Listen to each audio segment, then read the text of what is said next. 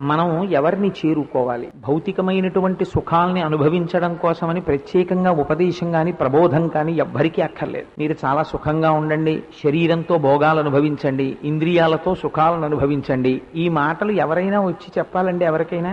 ఎవ్వరూ చెప్పక్కర్లేదు. పుట్టినది మొదలుకొని ప్రతివాడికి అలవాటు పడిపోయేటటువంటి లక్షణం. ఈ శరీరంతో ఎంత సుఖాన్ని అనుభవిద్దాం. ముందు కూర్చోవాలనుకుంటాడు, తర్వాత పడుకోవాలనుకుంటాడు, చదువుకోవాలనుకుంటాడు, ఉద్యోగం రావాలనుకుంటాడు, ప్రమోషన్ రావాలనుకుంటాడు, డబ్బు దాచాలనుకుంటాడు, పిల్లలు కావాలనుకుంటాడు, అనుకూలవతి అయిన భార్య ఉండాలంటాడు, అటువంటి కోడళ్ళు రావాలంటాడు, అల్లుళ్ళు రావాలంటాడు.